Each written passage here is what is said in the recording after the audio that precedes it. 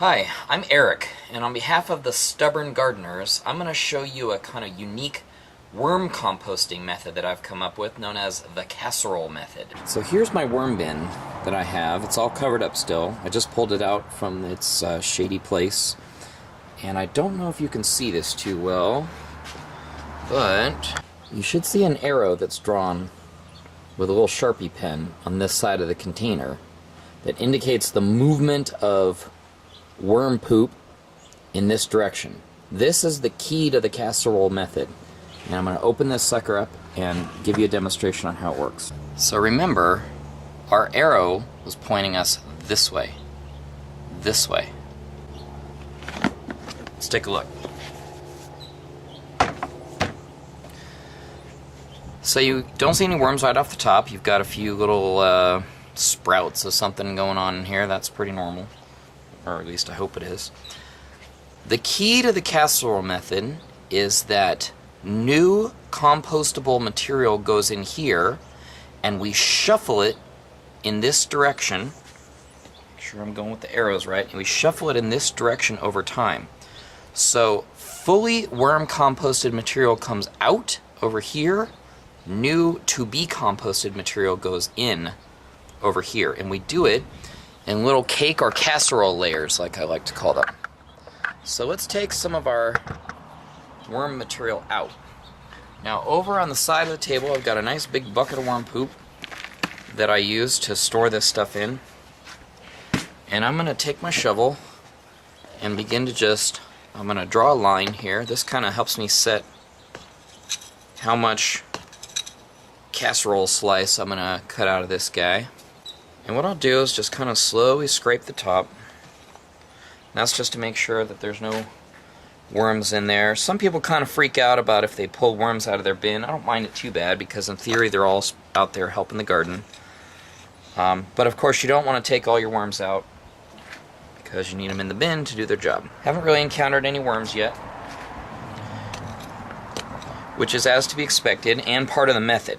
So as we explain more of the method, you'll see how and why it works. And oddly enough, it's been working. So you can get one of these bins from Walmart or Target or wherever you want. I do not have holes cut in the bottom of it for any kind of drainage whatsoever. That's another kind of unorthodox part of the experiment. Over time, you'll see, according to the method, no section of the casserole stays put. So it may get kind of soaked up a little bit with water or worm pee or both or whatever it is, but it eventually ends up all moving in that direction. Remember, this direction, and comes out of the bin. So you can see, and I'll just shift the bin around a little bit, we now have a completely empty area. It's completely empty. Now, what I used to do was draw another line here, and with a fair amount of muscle try and just shift that slice over. But I don't do that anymore because what happens is the bottom stays on the bottom and the top stays on the top if you do that. Instead, I draw another line. This is my next slice. And I begin to just kind of push the top over so that the top of this line becomes the bottom of the next line. And I'll push it over, push it over. Okay, now we're beginning to see worms here. A little bit. Okay, so here's one right here. I don't know if you can see that. To see a worm this far over to the right isn't actually that good. It means that the vermi composting process is going a little slower than I had hoped it would. So we're going to put him all the way back to the left. So I'm going to continue folding that over. Okay, here's a nice fun little point of interest. A lot of people don't know this, but these little yellow pods, I don't know if you can see that there. That's worm eggs. Yay, little baby wormers in there. So we'll move him to the far left so that he gets born over on the other side. So if you've got a healthy bin, you're going to see a lot of those worm eggs, so look for those suckers. That's good news. Okay, a few more worms on this side, no problem. So now what I'm going to do is, now that I've leveled this whole thing off, remember we moved the top to the bottom, I'm gonna now dig down deep into this bottom and kind of stack it up, smush it up over here on the side. So we're gonna create a sort of we're effectively moved that layer this way. And I'm gonna smush it. It's not gonna hold too well, but it's gonna hold decently enough. Okay. Smush it. And now I'm just gonna repeat the process. I'll draw another line. I'm gonna fold the top slowly into the bottom. Well, speed doesn't really matter.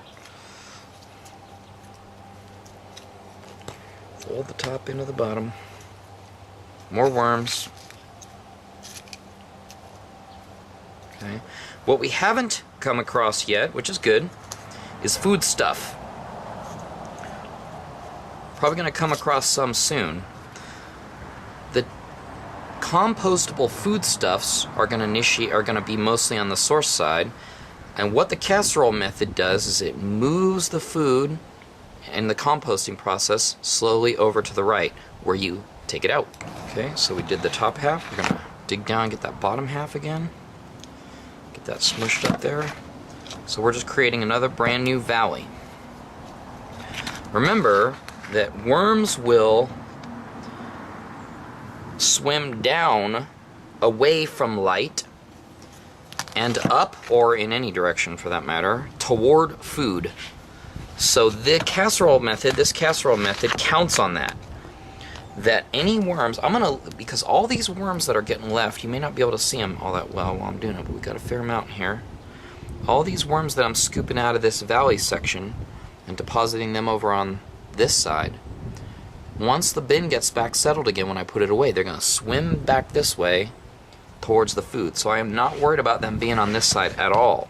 Even though that's the side that I evacuate from, that I take out my worm poop from, they are not there for the most part. I think I pulled one out at the very beginning of this because they don't like this side.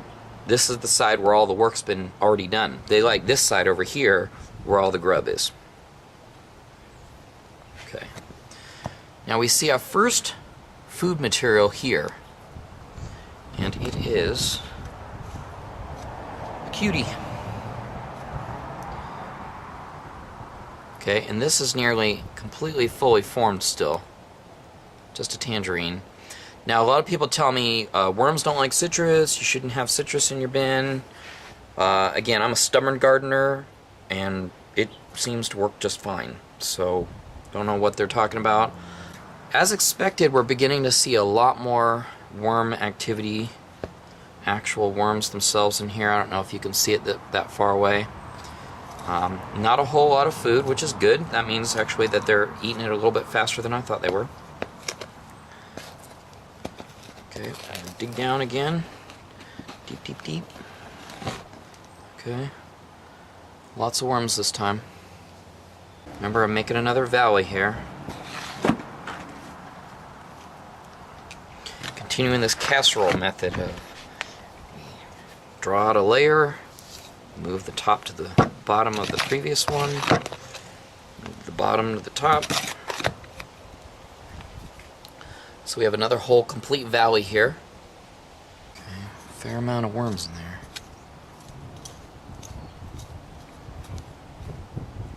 I killed a worm bin once by not having any bedding material at all. Like a stupid man, I thought, well, hey, why don't I just let them swim around in nothing but their food and their poop? And it didn't work out too well. Okay, continuing to make my next and final valley here. Remember, we're continuing to move this way. Move this way. Alright, final scrape. We're going to move this top layer off. Make it even with the bottom of the next one. Okay. We're likely to have the vast majority of our worms in this valley right here. So let's give a big scoop and see where our friends are.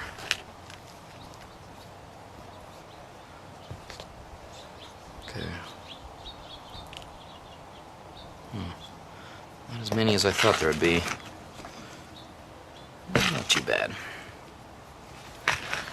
not too bad. We are in the middle of winter here in sunny Southern California, even though you can't tell. Okay, fair amount of guys in there. What we'll be left with is a single unfilled valley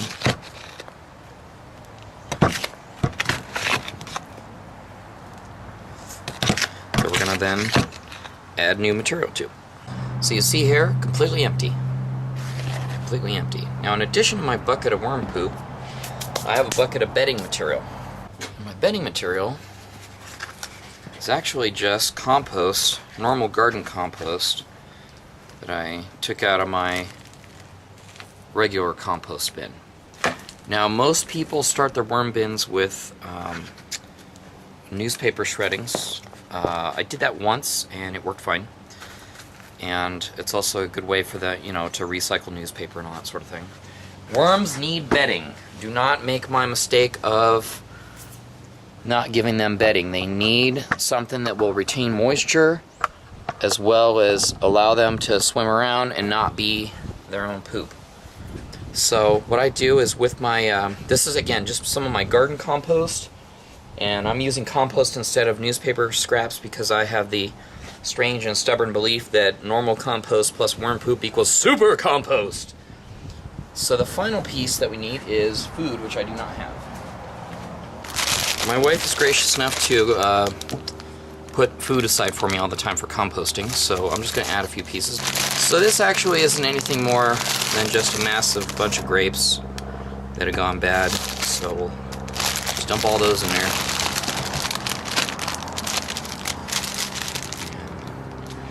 Let the worms kind of have at it. So with all this food in there just like this, the final step is, well, not so final actually. I'll just take my bucket of compost that I had before and just cover it up. So compost is going in, food is going in, and what I'm going to do is just kind of smooth off the casserole here a little bit, make it all nice and flat. We don't want to have pieces of food up on the top, so we'll just dig a little hole for that guy and shove him in there. You can see now how the casserole method works. Food and bedding material go in.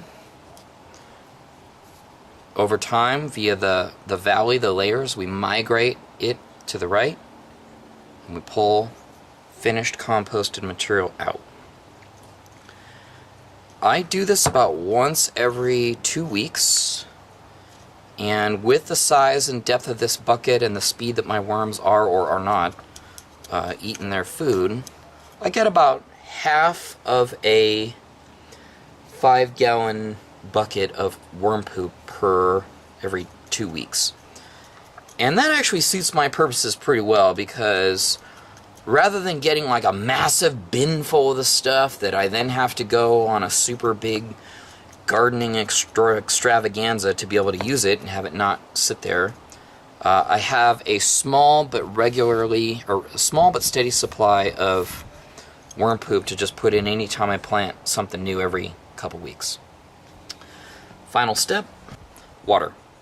So I have just a pitcher full of water, and I'm gonna just pour water on the bin to just kind of keep it moist. Definitely pour it a lot more on the side where the food went in.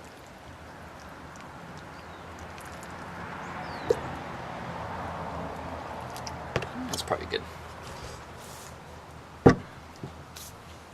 So that'll soak down. Worms love water, of course, and need it. And that's it. That is the Stubborn Gardener's casserole method of worm composting. Remember,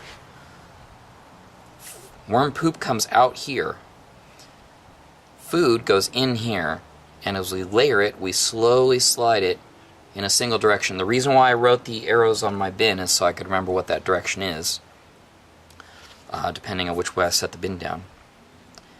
And it's worked great so far. Alright, thanks for taking time to learn about the casserole method, and I'd love to hear any comments that you have, and hope it works out for you. Bye-bye.